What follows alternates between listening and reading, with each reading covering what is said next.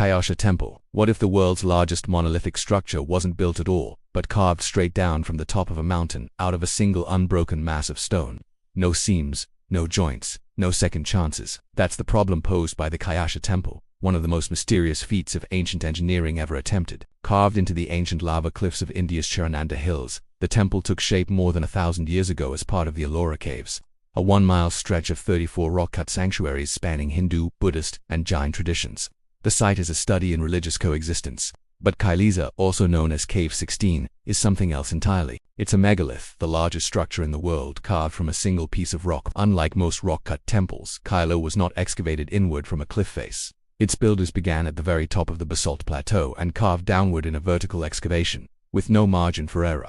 Every cut had to keep the stone above supported. A single miscalculation could have collapsed the entire temple. Even now, engineers and archaeologists debate how the master builder maintained proportion and symmetry while removing an estimated 200,000 tons of stone using only hammers and chisels. What emerged was a three-dimensional stone replica of Mount Kailash, the mythical Himalayan home of Shiva. From the courtyard floor to the sanctuary roof, the temple rises more than 100 feet, carving an area nearly twice the size of the Parthenon. Elephants carved at its base appear to lift the entire structure onto their backs, and carvings depict mythic scenes from Hindu epics, including Shiva's dance and Ravana shaking Mount Kailash. Inside, everything's shrines, pillars, stairways, windows was cut from the same continuous mass of rock. Elevated bridges once spanned the U-shaped courtyard until time erased them. Most scholars attribute the project to the reign of King Krishna I. Beginning around 757 CE, some estimates suggest the main structure was completed in under 2 decades, yet the mix of architectural styles hints at a longer, more complex process, possibly extending across generations. No dedication inscription survives, and no blueprints remain, leading some to speculate about the use of advanced ancient technology. A medieval legend offers a more dramatic explanation. In it, a queen vows to fast until a temple is raised for Shiva and her dying husband is saved. An architect named Kailasa promises she will see the temple's crown within a week. To do so, he begins carving from the top of the cliff downward. Later legends cast the temple as nearly indestructible. One popular story claims that in the 17th century, the Mughal Emperor Aurangzeb ordered it torn down, dispatching 1,000 men. After 3 years, the story goes, they'd managed little more than damaging a few statues, and the temple still stood. To this day, Kailasa Temple endures, defying easy explanation. Is it a triumph of human labor, divine inspiration, or both? For now, it remains suspended between history and myth. The builders of Kailasa left no blueprints, just the work itself, carved into stone, daring anyone who came after to figure out how it was done. Which raises a question: how much knowledge has humanity gained, and then simply lost? That's exactly the idea behind this incredible book that's found a home on my desk. It's appropriately called the book, The Ultimate Guide to Rebuilding Civilization. The premise is simple. If everything we know vanished tomorrow, what would you actually need to figure out?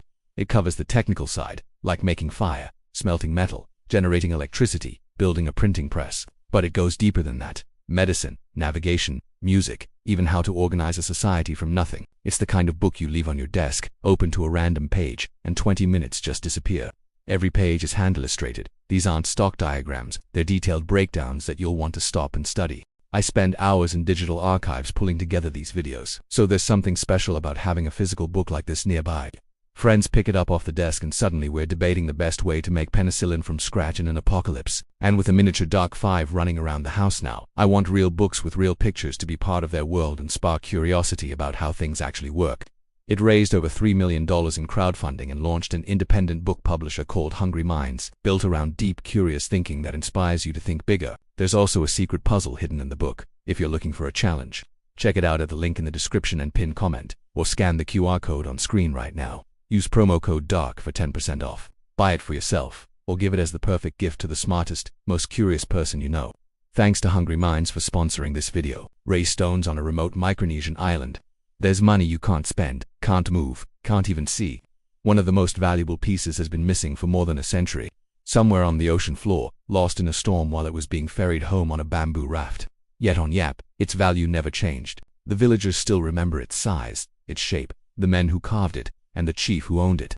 These ray stones, giant limestone discs, some up to 12 feet across and weighing as much as a car, they're the heaviest currency in the world, and maybe the strangest. A typical ray stone is shaped like a wheel with a hole in the center for carrying. Some weigh more than 8,000 pounds, yet they're still traded to settle land disputes, arrange marriages, or make peace after family feuds. Ownership is transferred by oral agreement, and it doesn't require moving the stone.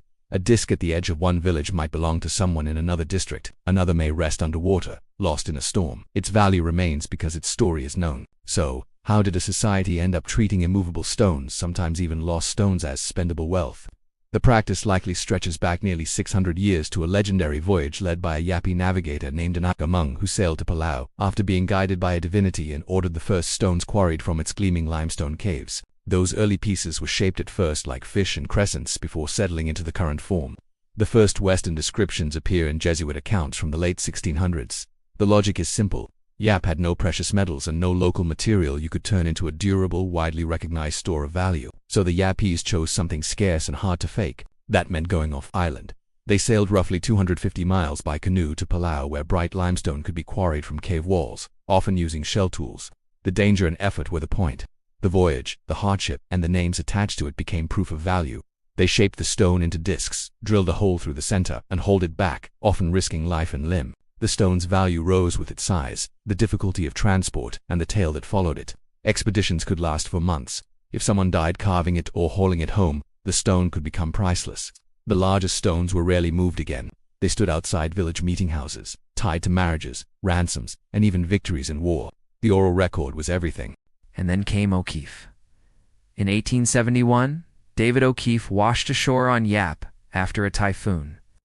A 6 feet 2 inches Irish-American with a murky past, he realized what the Yappies wanted wasn't trinkets. It was stone money. So he struck a deal. He'd ferry their quarried stones back from Palau. In exchange, they'd pay him in copra, dried coconut meat that was highly valued in global trade. At his peak, O'Keefe had 400 men quarrying stones for him. Using steel tools and schooners, he helped produce and import hundreds of ray stones, some up to 12 feet wide. O'Keefe became rich. He also inflated the stone economy almost overnight, but he couldn't fully disrupt the system, where stones, easier to quarry, were simply valued less. Difficulty, danger, and legend remained the true measures of wealth. Colonial powers later tried and failed to tame the system. In 1899, after Spain sold the island to Germany, officials began painting black crosses on ray stones to mark them as finds. During World War II, Japanese forces used some stones as anchors and runway fill, yet the system endured. Today, US dollars are used to buy groceries. Stones still mark births, deaths, and honor. One man, Feded, used his family stone to apologize after his brother's marriage fell apart. It was accepted. Now the stone didn't move. Everyone simply agreed the transaction had occurred. There are roughly 6,000 ray stones left on Yap. Some are cracked. Some are half buried in jungle. Some still rest where they were placed centuries ago, but none are forgotten. 'Cause on Yap, wealth isn't locked in vaults or printed on paper. It lives in memory. And as long as the story survives, the money does too. The stone stele of Yangshan. In the hills outside Nanjing, China, it's carved halfway out of a mountainside and forgotten by history, lies one of the largest objects humans have ever tried and failed to move. The stone stele of Yangshan was never meant to be seen like this. 3 monumental pieces, half cut and half buried.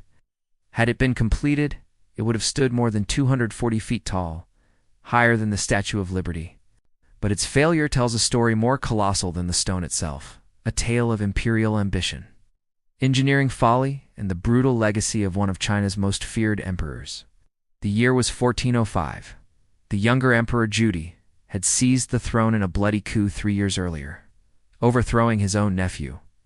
To cement his rule and immortalize his father, he ordered an upright monument known as a stele. So grand it would dwarf every monument in the empire.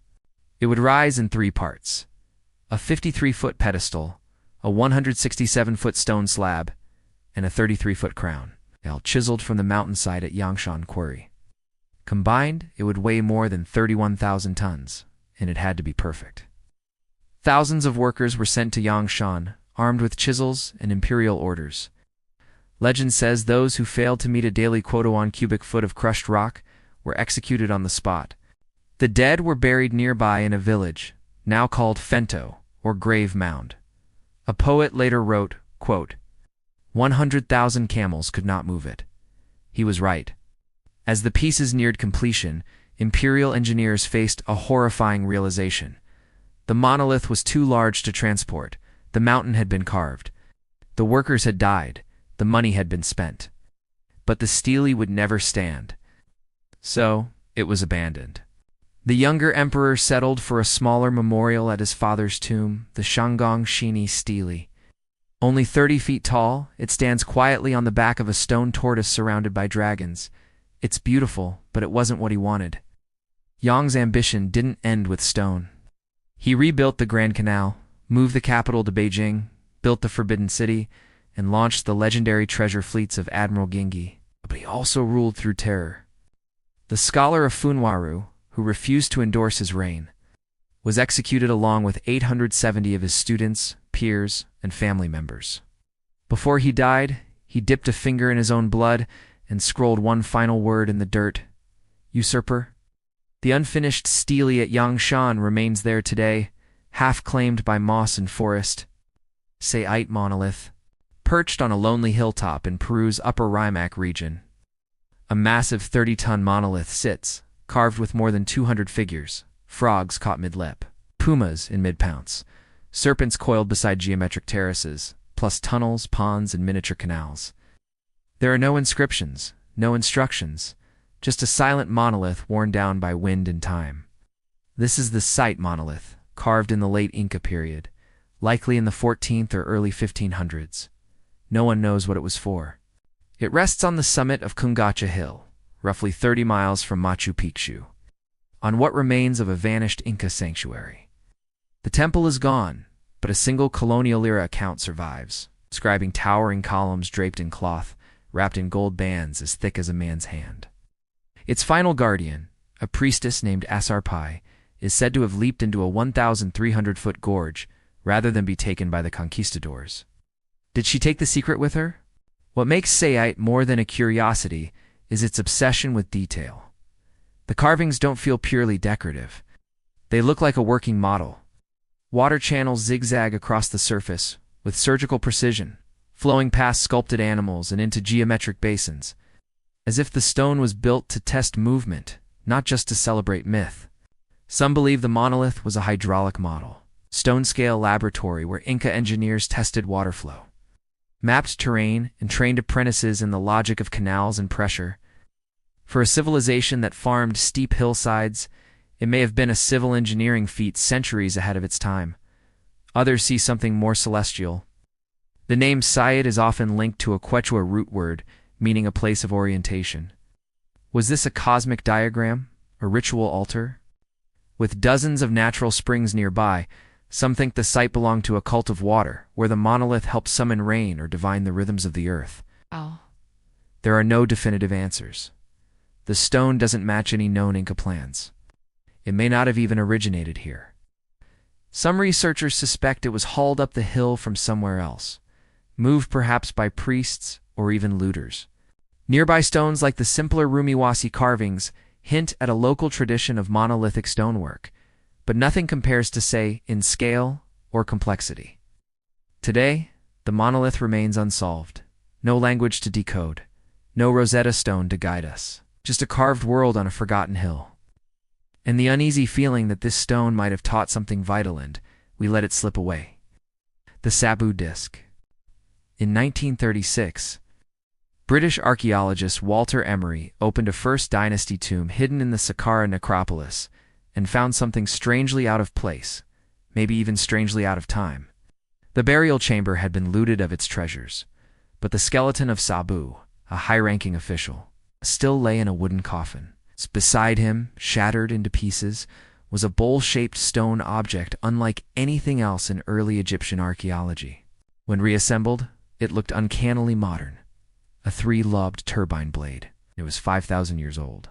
The disc was carved from a single piece of schist, a stone that's fragile, flaky, and notoriously hard to work. It had 3 folded, curving lobes arranged symmetrically around a central hub. It looked aerodynamic, balanced, engineered. Its purpose has never been agreed upon. Was it a forgotten tool, a symbolic artifact from a culture more advanced than we credit? And why go to such lengths to craft something so complex, yet so breakable? Emery called it an ornamental bowl and left it at that. But the disc, 24 inches across, 4 inches high, with a central hole about 3 inches wide, remains unique in Egyptology. It doesn't match any stone bowls of the era. Carving schist into those delicate lobes without cracking it would have required extraordinary control, especially with the copper tools available at the time. And yet, the disc is shaped with such finesse that modern engineers have compared it to components inside jet engines and water pumps. A 3D printed replica suggested that when spun, the disc could generate a vortex, moving liquid like a modern impeller. If ancient Egypt depended on irrigation, could this have been part of a water-moving device? Possibly. But in a later test, Airbus engineers tested a copy of the disc and described it as aerodynamically interesting and fundamentally unfit for propulsion. It was too symmetrical to generate thrust. Then came the Bayer theory. A 2021 study proposed the disc was a mash rake, used to stir grains in hot water in an early brewing vat. The curved lobes, the argument goes, would produce smooth mixing without turbulence. Supporters point to the tomb itself. Almost everything buried with sabotules, ox bones, vessels, relates to food. And in ancient Egypt, beer wasn't a luxury. It was a sacred necessity, even in the afterlife. Others push further. Could the disc be a replica, perhaps of a metallic original whose function the Egyptians no longer understood? Some theorists go further still, calling it a relic of a lost advanced civilization or evidence of extraterrestrial contact. More cautious interpretations stay closer to ritual, a ceremonial object, a symbol, the trilobed design, echoing sacred geometry or celestial harmony. Mainstream archaeologists tend to describe it as a bowl or even a simple lamp. But if it were common, why is there nothing else like it in the entire Egyptian archaeological record? Why carve it from such a fragile material if it was meant for practical use? It remains both beautiful and baffling. It's an object that seems meant to do something, even if we're still not sure what. If you could see the true purpose of just one of these artifacts, which one would you choose? Let me know in the comments. As always, thank you for watching my channel. Like and subscribe to continue exploring the greatest mysteries of this world and beyond.